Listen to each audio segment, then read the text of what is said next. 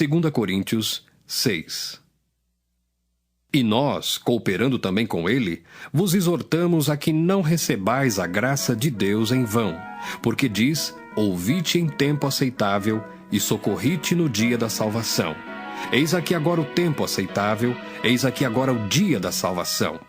Não dando nós escândalo em coisa alguma, para que o nosso ministério não seja censurado.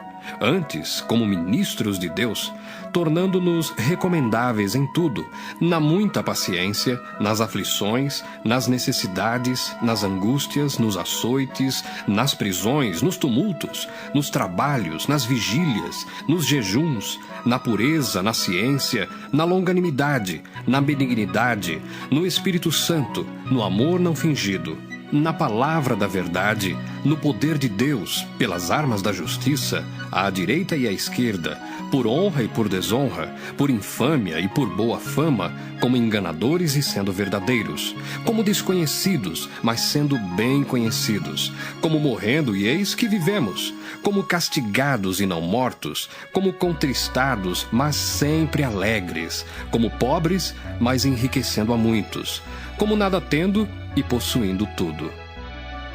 Ó Coríntios, a nossa boca está aberta para vós, o nosso coração está dilatado. Não estais estreitados em nós, mas estais estreitados nos vossos próprios afetos. Ora, em recompensa disso, falo como a filhos, dilatai-vos também vós. Não vos prendais a um julgo desigual com os infiéis, porque que sociedade tem a justiça com a injustiça, e que comunhão tem a luz com as trevas? E que concórdia há entre Cristo e Belial? Ou que parte tem o fiel com o infiel?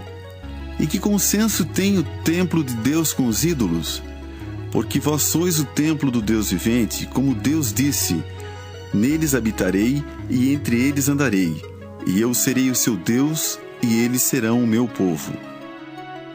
Pelo que saí do meio deles, e apartai-vos, diz o Senhor, e não toqueis nada imundo, e eu vos receberei.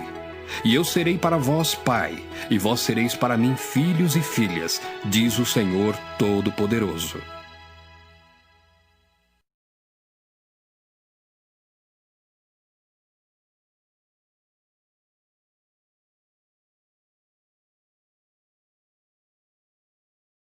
Segunda Coríntios 7. Ora, amados, pois que temos tais promessas, purifiquemo-nos de toda imundícia da carne e do espírito, aperfeiçoando a santificação no temor de Deus. Recebei-nos em vossos corações, a ninguém agravamos, a ninguém corrompemos, de ninguém buscamos o nosso proveito. Não digo isso para vossa condenação, pois já antes tinha dito que estais em nossos corações para juntamente morrer e viver. Grande é a ousadia da minha fala para convosco, e grande a minha jactância a respeito de vós.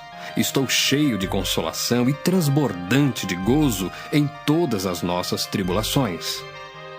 Porque mesmo quando chegamos à Macedônia, a nossa carne não teve repouso algum. Antes, em tudo fomos atribulados, por fora combates, temores por dentro. Mas Deus, que consola os abatidos, nos consolou com a vinda de Tito, e não somente com a sua vinda, mas também pela consolação com que foi consolado de vós, contando-nos as vossas saudades, o vosso choro, o vosso zelo por mim, de maneira que muito me regozijei. Porquanto, ainda que vos tenha contristado com a minha carta, não me arrependo, embora já me tivesse arrependido, por ver que aquela carta vos contristou, ainda que por pouco tempo. Agora, folgo não porque fostes contristados, mas porque fostes contristados para o arrependimento. Pois fostes contristados segundo Deus, de maneira que por nós não padecestes dano em coisa alguma. Porque a tristeza, segundo Deus, opera arrependimento para a salvação, da qual ninguém se arrepende, mas a tristeza do mundo opera a morte. Porque quanto cuidado não produziu isso mesmo em vós, que segundo Deus fostes contristados? Que apologia, que indignação, que temor, que saudades, que zelo, que vingança! Em tudo mostrastes estar puros neste negócio. Portanto, Ainda que vos tenha escrito, não foi por causa do que fez o agravo, nem por causa do que sofreu o agravo, mas para que o vosso grande cuidado por nós fosse manifesto diante de Deus. Por isso, fomos consolados pela vossa consolação e muito mais nos alegramos pela alegria de Tito, porque o seu espírito foi recriado por vós todos. Porque se em alguma coisa me gloriei de vós para com ele, não fiquei envergonhado, mas, como vos dissemos tudo com verdade, também a nossa glória para com Tito se achou verdadeira. E o seu entranhável afeto para convosco é mais abundante, lembrando-se da obediência de vós todos e de como o recebestes com temor e tremor. Regozijo-me de em tudo poder confiar em vós.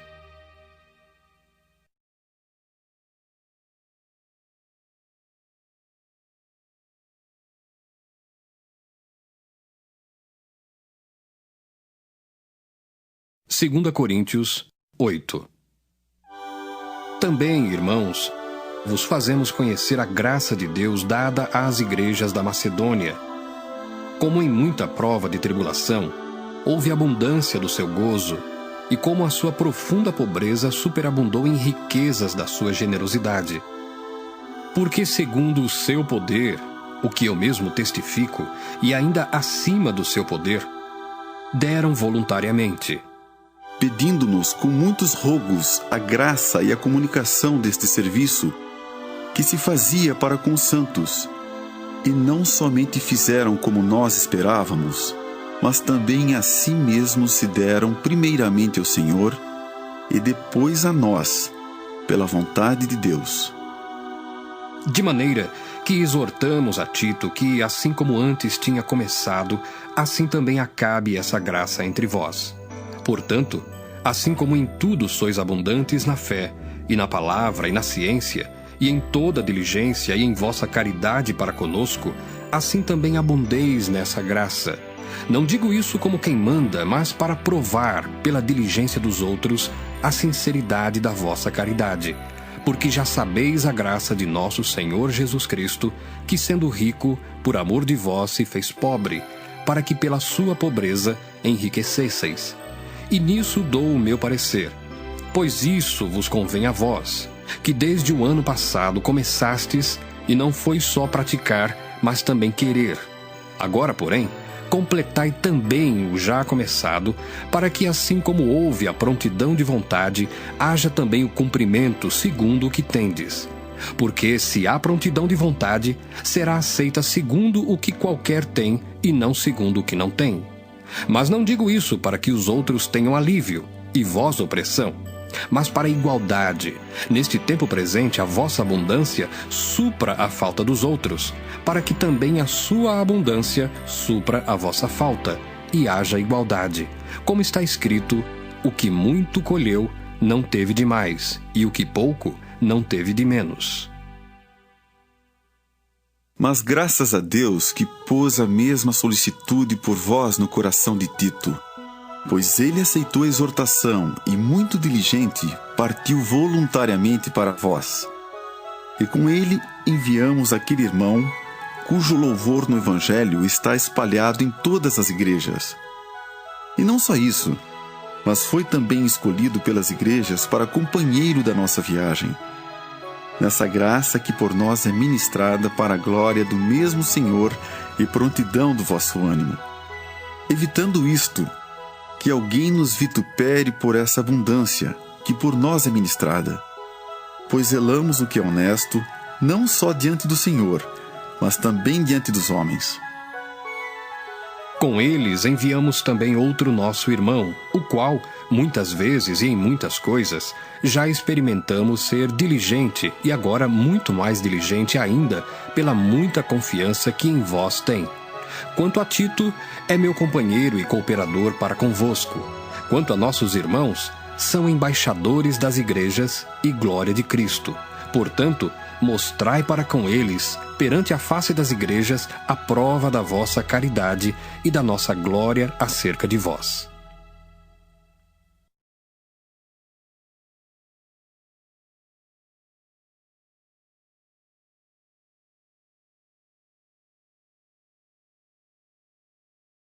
2 Coríntios 9. Quanto à administração que se faz a favor dos santos, não necessito escrever-vos, porque bem sei a prontidão do vosso ânimo, da qual me glorio de vós para com os macedônios, que a Acaia está pronta desde o ano passado, e o vosso zelo tem estimulado muitos. Mas enviei estes irmãos para que a nossa glória acerca de vós não seja vã nessa parte, para que, como já disse, possais estar prontos, a fim de, se acaso os macedônios vierem comigo e vos acharem desapercebidos, não nos envergonharmos nós, para não dizermos vós, deste firme fundamento de glória. Portanto, tive por coisa necessária exortar estes irmãos para que primeiro fossem ter convosco e preparassem de antemão a vossa bênção já antes anunciada, para que esteja pronta como bênção e não como avareza. E digo isto, que o que semeia pouco, pouco também ceifará, e o que semeia em abundância também ceifará. Cada um contribua segundo propôs no seu coração, não com tristeza ou por necessidade, porque Deus ama ao que dá com alegria. E Deus é poderoso para tornar abundante em vós toda a graça, a fim de que, tendo sempre em tudo toda a suficiência, superabundeis em toda boa obra, conforme está escrito: espalhou, deu aos pobres, a sua justiça permanece para sempre.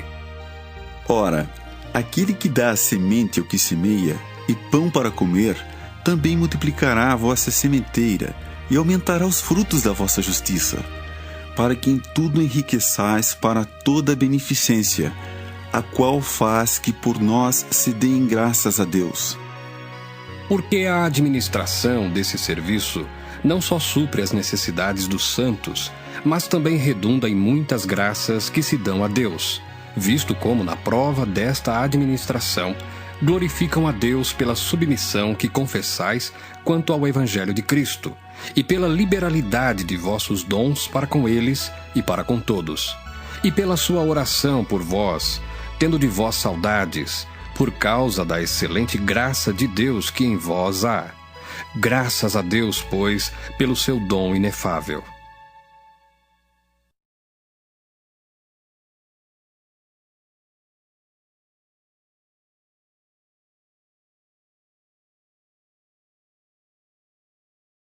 Segunda Coríntios 10. Além disso, eu, Paulo, vos rogo, pela mansidão e benignidade de Cristo, eu que, na verdade, quando presente entre vós, sou humilde, mais ausente, ousado para convosco, rogo-vos, pois, que, quando estiver presente, não me veja obrigado a usar com confiança da ousadia que espero ter com alguns, que nos julgam como se andássemos segundo a carne. Porque andando na carne, não militamos segundo a carne, porque as armas da nossa milícia não são carnais, mas sim poderosas em Deus para a destruição das fortalezas, destruindo os conselhos e toda a altivez que se levanta contra o conhecimento de Deus, e levando cativo todo o entendimento à obediência de Cristo, e estando prontos para vingar toda a desobediência quando for cumprida a vossa obediência. Olhais para as coisas segundo a aparência? Se alguém confia de si mesmo que é de Cristo, pense outra vez isto consigo. Assim como ele é de Cristo, também nós de Cristo somos.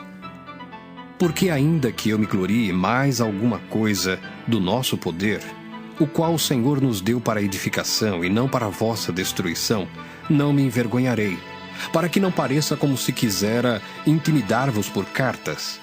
Porque as suas cartas, dizem, são graves e fortes, mas a presença do corpo é fraca e a palavra desprezível.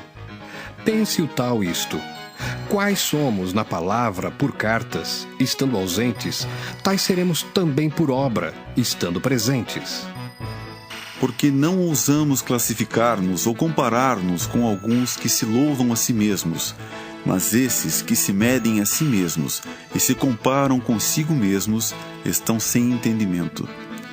Porém, não nos gloriaremos fora de medida, mas conforme a reta medida que Deus nos deu, para chegarmos até vós.